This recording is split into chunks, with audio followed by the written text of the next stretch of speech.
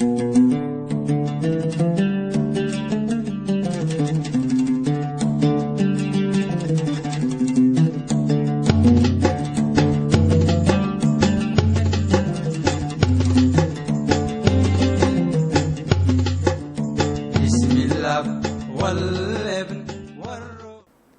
and welcome to Engaging with Islam. My name is Scott Huss and today we're talking with Samuel Green about talking with Muslims.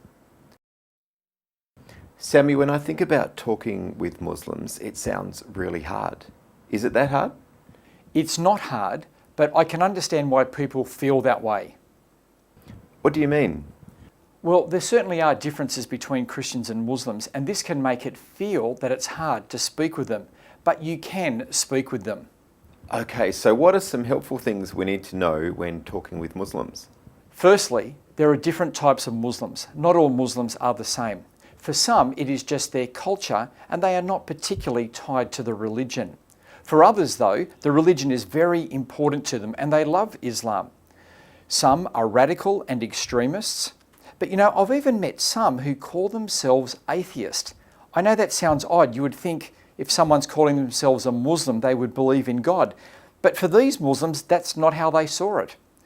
But I've met other Muslims who actually hate Islam. And although they've got an Islamic sounding name, they don't want anything to do with Islam and they don't want to be known as a Muslim. And so there are different types of Muslims. And then of course, Muslims from different countries are slightly different again. So you need to keep all of those things in mind because not all Muslims are the same. So Muslims are not all the same. What does that mean for us? It means we need to find out who they are. We need to take the time to listen to them, to talk with them, to show them some hospitality, but to get to know them as we would anyone else. How can we do that? Well, in the same way you would with anyone else. Ask questions. If they come from overseas, ask about the country they come from. Ask about its rivers, its mountains. Show an interest in their history. Or you may just want to ask about their family, about their children, how they're going at school, if they're observing festivals at the moment. In the same way we have Christmas and Easter, Muslims have their own festivals like that, and that's an important time of year. Ask them about those types of things. You can also share food ideas, find out what their food is like, what their music is like. Also, you can ask about world affairs. Many Muslim countries are in turmoil, and it's helpful to talk to Muslims about this and find out what they think about it. Now, you may just want to do listening at this point and not so much telling what you think should be happening with those countries, but it's important that we listen to them and see how they're feeling about the situation in Muslim countries. You can learn some of their language so that you can say hello, goodbye to them. That's always a nice thing. And you can ask them what they think about Muhammad and Islam. One of the questions I like to ask Muslims is, what do they like about Australian culture? And what don't they like about Australian culture? And I hear what they've got to say. And then I ask them again and I say, what do you like about Islamic culture? What don't you like about it? And I find that that's a helpful way for us both to reflect on things. Is there any special way I need to act in front of a Muslim? There may be. The most important thing, of course, is just to be respectful towards them. But there are some things. For instance, Muslims treat the Quran as a holy book and the Bible as a holy book to some degree. And so if you place these books on the ground, this is seen as disrespectful. In some Islamic cultures, there is a lot more segregation of the men and women than there are in Western cultures like Australia. And so that may mean that you may not be able to approach a woman in a certain situation. That being said, in public, you normally can talk to anyone, be man or woman. However, I think it's important for us to be modest. The Bible actually commands us to be modest anyway, and so as Christians we need to be particularly mindful of that when we're speaking to Muslims. Another thing is that Muslims live in sort of an Old Testament type of world. What I mean by that is that they live in a world where things are clean and unclean, where certain foods are clean and unclean, and people are clean and unclean at certain periods of time. And so, you need to keep this in mind when talking with them and visiting them, that you may need to take your shoes off when you go into the house. You want to be careful about the food that you eat. You know how the Apostle Paul says to us in his letters that we shouldn't go eating food that makes people stumble. Well, you may need to be thinking about that with the Muslims you know. You wouldn't eat a ham sandwich in front of them if you know that they're quite sensitive about that type of thing. But while we need to be careful here, we mustn't treat Muslims as fragile. I think we can try to be too cautious sometimes and think that if we get something wrong, well, they're not going to forgive us. They're not that fragile. They're mature people like we are, and they understand if you're trying to love them and trying to learn their culture and be respectful. They see that, and so I don't think we should be too worried about this. But instead, as we come to know the person and ask questions and learn who they are, we will find out these cultural things that we need to be aware of. So should I be upfront with a Muslim that I'm a Christian? Absolutely. That doesn't mean that you have to go around wearing an enormous cross and saying, I'm a Christian every time I meet. But certainly, you shouldn't go hiding it. You should introduce yourself and make it known to them that you're a Christian fairly early on in the relationship.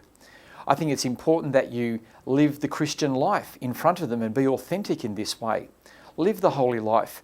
In fact, in many ways, you can live the holy life in front of a Muslim easier than in our atheistic society. Is there a book you recommend? Yes, there is. The book we're recommending for the Engaging with Islam course is Welcome Home. And this is a great book to introduce you to Islamic culture and how to be sensitive to Muslims, but also effective ways to communicate to them. Do Muslims learn about Christianity? Yes, they do. And this is a very important point for Christians to understand. You see, you can be a well-educated Christian. You're studying the Bible regularly, you're thinking about it, you're trying to grow in your faith as a Christian. But you won't know anything about Muhammad or Islam because Muhammad and Islam are just not mentioned in the Bible. But it's quite different for Muslims. You see, the Quran comes 600 years after Jesus. And inside the Quran, Muhammad is talking about Christians and Christianity all the time, often saying what Christians believe is wrong. So this means that a Muslim who may not be that well educated in their faith is often hearing about Christianity and why it's wrong. And so this means that if a Christian and a Muslim meet, the Muslim has an advantage over the Christian because they've just been thinking about and hearing about Christianity for a long time, whereas the Christian has never really heard about Islam before. So does a Christian need to be careful when talking with a Muslim? They may, and Muslims may ask you questions that can make you doubt because you've never heard these questions before. I remember one of the first Muslims that I met, he brought up all these arguments that I just never heard of before. So Christians must not be naive when they start talking to Muslims. However, the questions and challenges that Muslims bring up can be answered. And there are websites like Answering Islam, which can give you answers to these questions, or just email me at Engaging with Islam. So Christians need to be assured that there are answers to these questions, but the challenges that Muslims put to them may be quite new when they first hear them. If a Muslim asks you a hard question, should you feel that they're attacking Christianity? Not necessarily. I've spoken to some Muslims who have asked me hard questions, but they only did this because these were the types of questions they were hearing in their culture, and they wanted to know if there was an answer. When I was able to give them an answer, they were happy with that. But I've met other Muslims who just keep on asking question after question after question, and no matter how many times you answer something, they just bring something else up. Now, for those Muslims, they're not really interested in an answer. They are trying to attack Christianity. So it really depends upon the person that you're speaking to. Do you need to know Arabic to talk about Islam? No. Many Muslims will say that you do, but the fact that Muslims give away translations of the Quran, and most Muslims use translations of the Quran, shows that this is not the case. Often Muslims will just say that as a way of trying to silence you, where you may be bringing something up and they don't want to deal with it, and so they'll say, you don't know Arabic. Now, we need to be careful that we're using a good translation, but the translations are good. And so we mustn't let them try to fool us just by saying, you don't know Arabic. Do Muslims need to hear the gospel? Absolutely. Jesus died for their sins like he did for everyone else, and so Muslims need to hear the gospel. Islam is a religion of works where Muslims are trying to earn Allah's mercy, and good works can never save us, and so we need to share the gospel with them about what God has done for us. And finally, the religion of Islam actually turns people away from believing all the prophets and instead just listening to Muhammad. And so Muslims don't know the message of the prophets and how they point to Jesus. And so Muslims need to hear the gospel about what God has done for us in Christ. Okay, so how do we share the gospel with a Muslim? Well, for some Muslims, it may just be the normal way you share the gospel with anyone. That is, you invite them to church, let them hear a sermon and meet the Christians at church. It could be as simple as that. I once received an email from a Muslim who had become a Christian, and they said they became a Christian by listening to a Billy Graham sermon. And there's nothing particularly Islamic about Billy Graham. It was just a normal sermon that he gave. You can also give Christian music to Muslims. I found that very helpful, to maybe give them a Christian book to read. You can share your testimony with them. Tell them how you became a Christian or what the Christian life means for you. One of the things I like to do with Muslims is to share with them some Christian music that I've been finding particularly inspirational. It's easy to do this with YouTube, where the song will be on YouTube, and I'll send them an email with the link to that, and I'll say, have a listen to this song. What do you think? Or I may just share some verses from the Bible that I've found inspiring recently. There's also a lot of good Christian movies these days. Movies like Fireproof or The End of the Spear. And these movies really show the gospel in practice. And I have found that Muslims have really enjoyed watching these movies. And of course, you can give them a Bible to read. If I was to suggest anywhere where to start reading the Bible with a Muslim, I would say Matthew's Gospel. And in your notes there, you've got an outline of how you can read Matthew's Gospel with a Muslim. Is there any specific material to help Christians share the gospel with their Muslim friends? Yes, there is, and in many ways, these may be more helpful for most Muslims. Firstly, there's the leaflets that you can download from the Engaging with Islam website. These are on topics that are interesting to Muslims. And so I recommend for Christians to download some of these and give them to their Muslim friends. The second helpful material we have is what's called the Word of Life course. And this is a course that your Muslim friend can do, which introduces them to Christianity.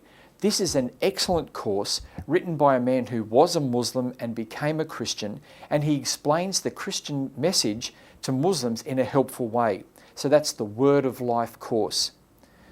But it's also important how we present the gospel to Muslims. What do you mean? Well, do we simply just present the gospel to people? No, not really. Think about the Apostle Paul in the book of Acts. When he spoke to Jews, he presented the gospel in one way to them. He said that Jesus was the fulfillment of the Old Testament promises. But when he spoke to Gentiles, he didn't say that. He said that God was the creator and that images and idols of God don't truly represent him, and that Jesus is in fact the true representative of God. And so we see that Paul presents the gospel in different ways to different groups of people. So how would Paul present the gospel to Muslims? Well, to answer that, we need to think about Islamic culture. There are two aspects to Islamic culture that we need to think about in particular. The first is the Islamic belief that Muslims believe all the prophets. This is something that we saw in the earlier sessions of Engaging with Islam, and something that Muslims generally believe, that they believe all the prophets. The result of this is that when you want to tell them about Jesus, they think they already know about him and so don't need to listen to you. The other thing we need to realise is that it is very common in Islamic culture for Muslims to be told that the Bible is corrupted. And so when you try to show the gospel from the Bible, the Muslim just doesn't listen because he thinks your book is corrupted. So with those two things in mind, how should we present the gospel? Well, the way we need to do it is we need to present the gospel in such a way as we show Muslims that they don't believe the prophets. We need to present the gospel in such a way as we show Muslims that they don't believe the prophets. And we need to present the gospel in such a way as it shows that the Bible has been preserved. Now, how do we do those two things? Well, we do it by not using the word Bible, but going back to the traditional category names that the Bible uses for itself. These are the names like Torah, Prophet, Psalms, and Gospel. This is how the Bible talks about itself. It doesn't talk about itself as being one book, but as a collection of many books. The Torah of Moses, the Psalms of David, the books of the prophets.